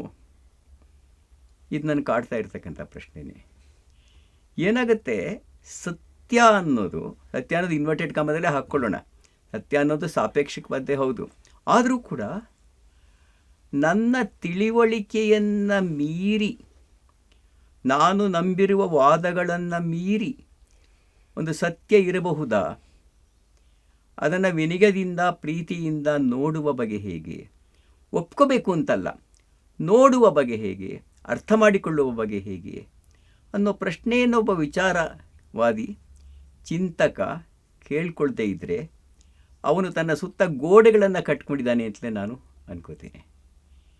ಈ ಗೋಡೆಗಳು ಕಣ್ಣಿಗೆ ಕಟ್ಟಿಕೊಂಡ ಬಟ್ಟೆಯ ಹಾಗೆ ಕೆಲಸ ಮಾಡ್ತಾ ಹೋಗುತ್ತೆ. ಇಂಥ ಬರವಣಿಗೆ, ಇಂಥ ಪಬ್ಲಿಕ್ ಇಂಟೆಲೆಕ್ಚುಯಲ್ಸ್ ನಮ್ಮನ್ನು ಲೀಡ್ ಮಾಡ್ತಾರೋ, ಮಿಸ್ಲೀಡ್ ಮಾಡ್ತಾರೋ, ಗುಂಪುಗಾರಿಕೆಗೆ ದಾರಿ ಮಾಡಿಕೊಡ್ತಾರೋ ಅನ್ನೋ ಪ್ರಶ್ನೆ ವಿಚಾರಗಳ ಬಗ್ಗೆ ಮಾತಾಡಬೇಕಾದ್ರೆ ಕೇಳಿಕೊಳ್ಳಲೇಬೇಕಾದ ಒಂದು ಪ್ರಶ್ನೆ ಅಂತ ನಾನು ಅಂದ್ಕೊಂಡಿರ್ತೀನಿ. ಹಾಗೆಯೇ ಇನ್ನೊಂದು ಪ್ರಶ್ನೆ, ನಮ್ಮಲ್ಲಿ ಜ್ಞಾನ ಎನ್ನುವುದು ದರ್ಶನವಾಗಿ ಬದಲಾಗೋದು ಹೇಗೆ? ಇದು ಕೂಡ ವೈಚಾರಿಕತೆ ಸಂಬಂಧಪಟ್ಟಿದ್ದೆ. ನಮ್ಮಲ್ಲಿ ಹಲವು ಕ್ಷೇತ್ರಗಳಲ್ಲಿ ತುಂಬ ಪರಿಣಿತರಾದವರು ನೋಡ್ತೀವಿ.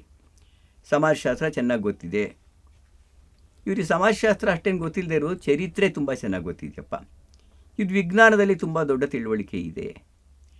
ಆದರೆ ಈ ನಾಲೆಡ್ಜ್ ಅನ್ನೋದು ಒಂದು ವಿಸ್ಡಮ್ ಆಗಿ ಇಡೀ ಬದುಕನ್ನು ಒಳಗೊಳ್ಳುವ ಒಂದು ದರ್ಶನವಾಗಿ ಯಾಕೆ ರೂಪಿತವಾಗಲ್ಲ? ಅದಕ್ಕೆ ಅಡ್ಡಿ ಏನು? ವಿಸ್ಡಮ್ ಅನ್ನೋದು, ವಿಷನ್ ಅನ್ನೋದು ನಾಲೆಡ್ಜ್ಗಿಂತ ಭಿನ್ನವಾದ್ದು ಅಂತ ನಾವು ಯಾಕೆ ಗ್ರಹಿಸ್ತಾ ಇಲ್ಲ? ಅದು ನಮ್ಮ ವಿದ್ವಾಂಸರ ಮಿತಿ ಕೂಡ ಆಗ್ತಾ ಇದೆಯಲ್ಲ, ಯಾಕೆ? ಅವ್ರದ್ದೇ 2 ಬಗೆ ಬರವಣಿಗೆ ಹೋದಾಗ ಅವರ ಕತೆ, ಕವಿತೆ, ಕಾದಂಬರಿ, ನಾಟಕಗಳು ಅವರ ವೈಚಾರಿಕ ಬರವಣಿಗೆಯನ್ನು ಮೀರೋದನ್ನು ನೋಡ್ತೀವಿ ನಾವು. ಕಾರಂತರ ಎಷ್ಟೋ ಕಾದಂಬರಿಗಳು, ಕುವೆಂಪು ಅವರ ಅನೇಕ ಬರಹಗಳು ಅವರು ಯಾವುದನ್ನು ಚಿಂತನೆ ಅಂತ ಹೇಳುತ್ತಾರೋ ಅದನ್ನು ಒಳಗೊಂಡು ಅದನ್ನು ಮೀರುವ ಬಗೆ ಇದೆಯಲ್ಲ, ಆ ಮೀರುವ ಬಗೆ ವಿಚಾರಗಳಲ್ಲೇ ಆಗೋದಕ್ಕೆ ಸಾಧ್ಯವಾ? ನನಗೆ ತಕ್ಷಣ ನೆನಪಾಗ್ತಿರೋದು ಅಮೆರಿಕಾದ ದೊಡ್ಡ ಚಿಂತಕ ಭಾಷಾಶಾಸ್ತ್ರದಲ್ಲಿ ಚಾಮ್ಸ್ಕಿ ಅವರ ಹೆಸರು. ಚಾಮ್ಸ್ಕಿ ಅವರು ಭಾಷಾಶಾಸ್ತ್ರಜ್ಞರು, ಅದರಲ್ಲಿ ತುಂಬ ಕ್ರಾಂತಿಕಾರಕವಾದ ವಿಚಾರಗಳನ್ನು, ಸಿದ್ಧಾಂತಗಳನ್ನು ಮಂಡಿಸಿದವರು. ಆದರೆ ಅಲ್ಲಿಗೆ ನಿಲ್ಲದೆ ಅದನ್ನು ವಿಸ್ತರಿಸಿ ಒಟ್ಟು ಪ್ರಪಂಚದ ರಾಜಕೀಯ ಆಗುಹೋಗುಗಳನ್ನೇ ವಿಶ್ಲೇಷಣೆ ಮಾಡೋದಕ್ಕೆ ಆ ತಿಳುವಳಿಕೆಯನ್ನು ಬಳಸ್ಕೊಂಡು ಬರೀತಾ ಹೋದರು. ಇದು ತನ್ನ ಜ್ಞಾನ ಶಿಸ್ತನ್ನು ಮೀರಿ ಒಂದು ಜೀವನ ದರ್ಶನವನ್ನು, ಲೋಕದರ್ಶನವನ್ನು ಕಟ್ಟುವ ಬಗೆ. ಇದು ಕನ್ನಡದಲ್ಲಿ ಎಷ್ಟು ಜನಕ್ಕೆ ಸಾಧ್ಯ ಆಗ್ತಾ ಇದೆ? ಆಗದೇ ಇದ್ರೆ ಯಾಕಾಗ್ತಿಲ್ಲ? ಅದಕ್ಕೆ ಪರಾವಲಂಬನೆ ಕಾರಣವೋ, ಏಕವಿಚಾರದ ಅವಲಂಬನೆ ಕಾರಣವೋ, ಸಂಯೋಜನೆಯ ಅಭಾವ ಕಾರಣವೋ, ಸ್ವಂತ ಆಲೋಚನೆಯ ಅಭಾವ ಕಾರಣವೋ? ಈ ಪ್ರಶ್ನೆಗಳು ನನಗೆ ವಿಚಾರ ಸಾಹಿತ್ಯದ ಚರಿತ್ರೆಯನ್ನು ಕೃತಿಗಳ ಪಟ್ಟಿಯ ಮೂಲಕ ಕೊಡೋದ್ರೆ ನನಗೇನು ಆಸಕ್ತಿ ಇಲ್ಲ. ಜಿ ಪಿ ರಾಜರತ್ನಂ ಅಂತ ಹೇಳಿದ ತಕ್ಷಣ ಇವರು ಬೌದ್ಧ ಧರ್ಮದ ಬಗ್ಗೆ ಎಷ್ಟೊಂದು ಬರೆದಿದ್ದಾರೆ, ಜೈನ ಧರ್ಮದ ಬಗ್ಗೆ ಎಷ್ಟೊಂದು ಬರೆದಿದ್ದಾರೆ, ಇನ್ಯಾರೋ ಒಬ್ಬರ ಬಗ್ಗೆ ಹೇಳಿದಾಗಲೂ ಇವರು ಎಷ್ಟೊಂದು ಬರೆದಿದ್ದಾರೆ ಇದ್ರ ಮೇಲೆ ಅಂತ ಹೇಳಿಬಿಡ್ಬೋದು. ಬಟ್ ಅದೆಲ್ಲವೂ ಅವರ ಬದುಕಿನಲ್ಲಿ ಮತ್ತು ಅವರಿಂದ ಪ್ರಭಾವಿತರಾದವರ ಬದುಕಿನಲ್ಲಿ, ಅವರ ಸುತ್ತಲಿನ ಜೀವನ ಕ್ರಮದಲ್ಲಿ ಯಾವ ಬದಲಾವಣೆ ಮಾಡ್ತು ಅನ್ನೋ ಪ್ರಶ್ನೆ ಕೇಳಿಕೊಂಡಾಗ ಏನೂ ಇಲ್ವಪ್ಪ ಅನ್ನೋ ಉತ್ತರ ಬರೋದಾದರೆ, ಆ ಬದಲಾವಣೆ, ಆ ತಿಳಿವಳಿಕೆ ಎಲ್ಲವೂ ಕೂಡ ತಲೆ ಎನ್ನುವ 4 ಗೋಡೆಗಳ ನಡುವೆ ನಿಂತಹ ಒಂದು ನೀರಾಗುತ್ತೆ ಹೊರತು ಸಮಾಜವನ್ನು ಬದಲಿಸೋ ವಿಚಾರ ಆಗೋದಿಲ್ಲ. ಒಟ್ಟಾಗಿ ನೋಡಿದಾಗಲೂ ನಮಗೆ ಅನ್ನಿಸ್ತಕ್ಕಂಥದ್ದು ಏನು ಅಂತಂದರೆ, ಕನ್ನಡದ ಸೃಜನಶೀಲ ಸಾಹಿತ್ಯದಲ್ಲಿ ಕಂಡು ಬಂದಿರತಕ್ಕಂಥ ವೈಚಾರಿಕತೆ, ತಿಳುವಳಿಕೆ, ದರ್ಶನ, ವೈಚಾರಿಕ ಅನ್ನಬಹುದಾದ ಬರವಣಿಗೆಯಲ್ಲಿ ಇದೆಯೋ? ಕುವೆಂಪು ಅವರೊಂದು ಬಹಳ ಮಹತ್ವದ ಮಾತನ್ನು ಹೇಳಿದರು. ನೀವು ಕೇವಲ ನನ್ನ ಕತೆ, ಕಾದಂಬರಿ, ಪದ್ಯ, ನಾಟಕ ಓದಿದ್ರೆ ನನಗೆ ಅನ್ಯಾಯ ಮಾಡ್ದಂಗಾಗುತ್ತೆ, ನನ್ನನ್ನು ಸಂಪೂರ್ಣವಾಗಿ ಓದಿದಾಗೋದಿಲ್ಲ. ನನ್ನ ವಿಚಾರ ಸಾಹಿತ್ಯ ಇದೆಯಲ್ಲ, ಅದನ್ನು ನೀವು ಓದಿದಾಗ ಮಾತ್ರವೇ ನನ್ನ ಸಂಪೂರ್ಣವಾದ ತಿಳುವಳಿಕೆ ನಿಮಗೆ ಗೊತ್ತಾಗೋದು. ಅನಿಕೇತನ ಅನ್ನೋದು, ಅನಿಕೇತನ ಪದ್ಯ ಬರೆದಾಗೇನೆ ಅನಿಕೇತನ ಸ್ಥಿತಿಯ ಬಗ್ಗೆ ನಾನು ಬರವಣಿಗೆನೂ ಮಾಡಿದ್ದೀನಲ್ಲ, ಅದನ್ನು ನೋಡಿ ಅಂತ. ನೋಡಿ ಎನ್ನುವ ಒತ್ತಾಯವನ್ನೇನಾದ್ರು ತರ್ಬೋದವರು, ಆದರೆ ವಿಚಾರಗಳನ್ನು ಓದುವ ಒಂದು ಅಭ್ಯಾಸವನ್ನು ಕ್ರಿಯೇಟ್ ಮಾಡೋದು ಹೇಗೆ ಅನ್ನೋದು, ಅದು ನಮಗೆ ಒಂದು ಶಿಕ್ಷಣದ ಸವಾಲಾಗೇ ಉಳ್ಕೊಂಡಿದೆ. ನಮ್ಮ ಶಿಕ್ಷಣ ಇದನ್ನು ಮಾಡಬೇಕಾದ ಪ್ರಮಾಣದಲ್ಲಿ ಮಾಡಿಲ್ಲ ಅಂತಲೇ ನಾನು ಅಂದ್ಕೊಳ್ಳೋದು. ನಮ್ಮ ಕೊನೆಗೂ ಮಲೆಗಳಲ್ಲಿ ಮದುಮಗಳಲ್ಲಿ ಬರುವ ತಿಳುವಳಿಕೆನೋ, ಬೆರಳಿಗೆ ಕೊಡಲಲ್ಲಿ ಬರೋ ತಿಳುವಳಿಕೆನೋ, ಶೂದ್ರ ತಪಸ್ಸಲ್ಲಿ ಬರೋ ತಿಳುವಳಿಕೆನೋ ನಮ್ಮ ಅಗತ್ಯಗಳಿಗೆ ತಕ್ಕ ಹಾಗೆ ಮುಖ್ಯ ಅಂತ ಅನಿಸುತ್ತೆ. ತಪ್ಪಲ್ಲ.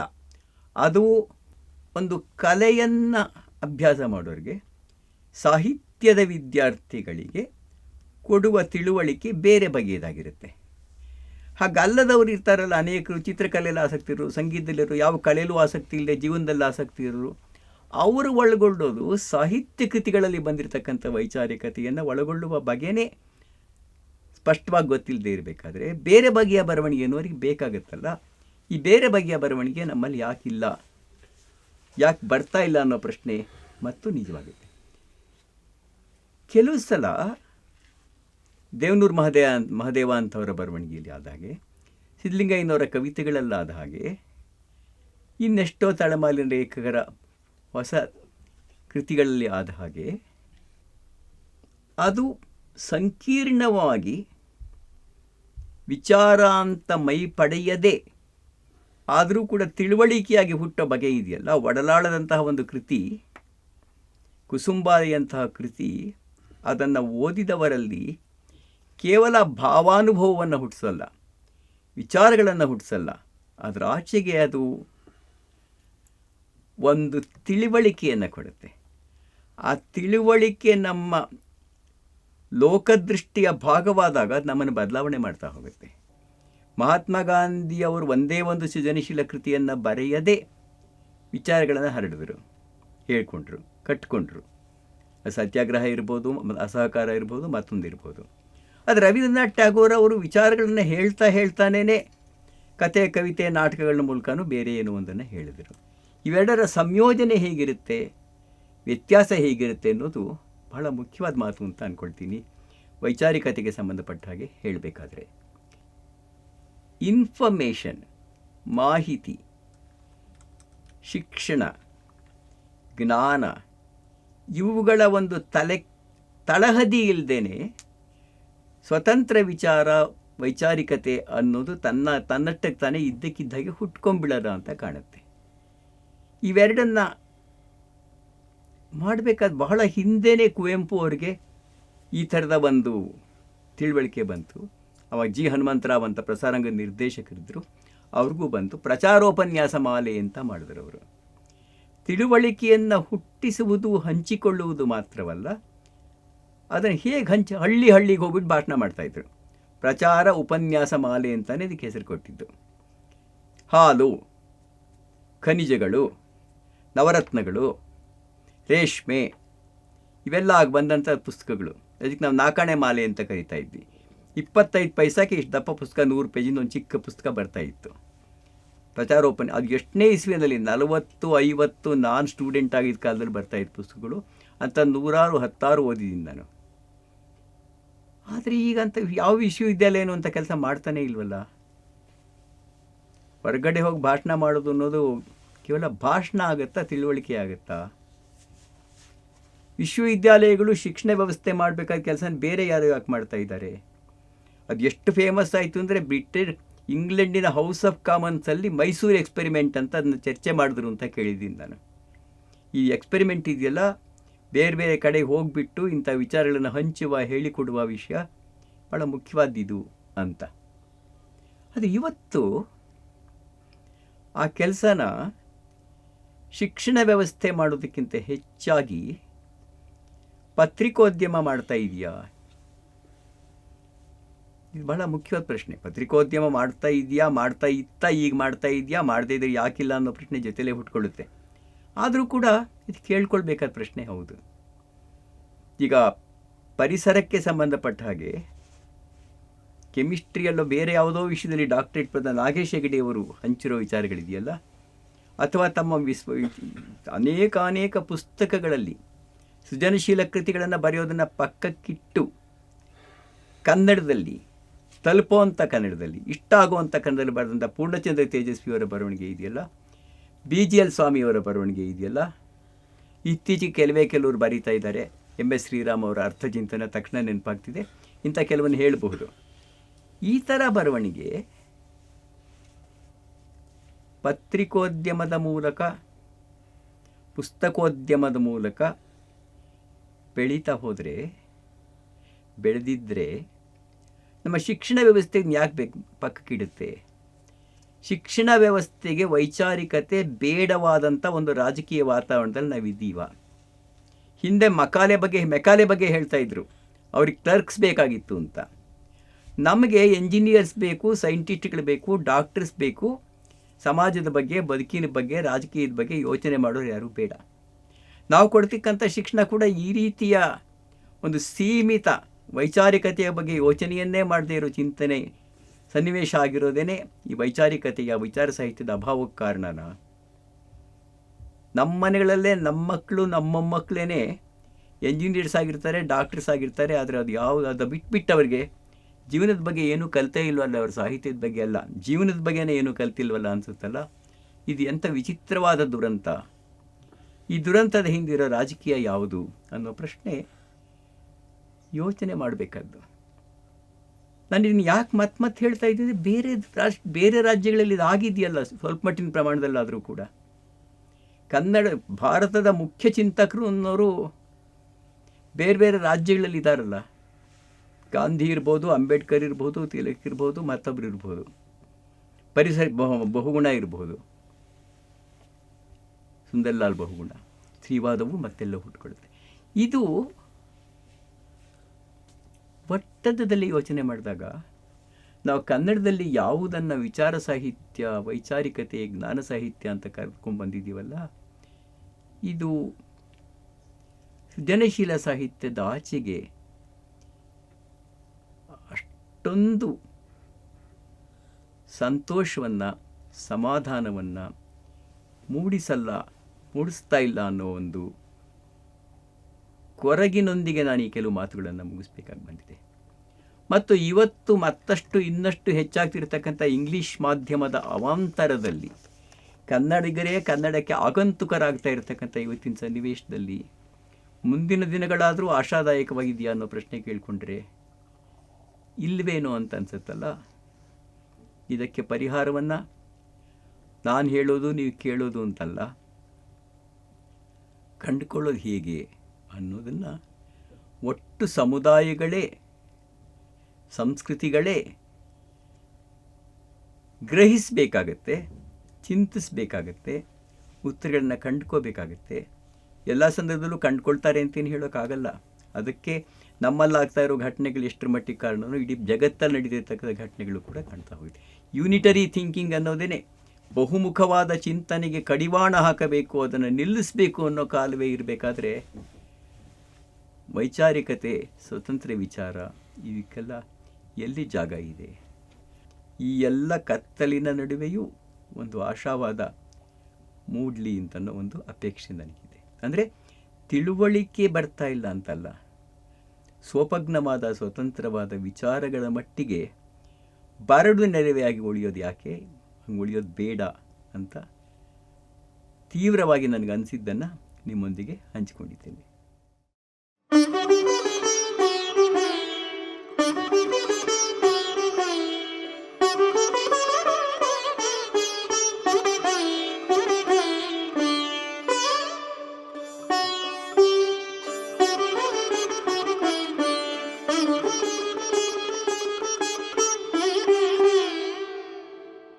Thank you.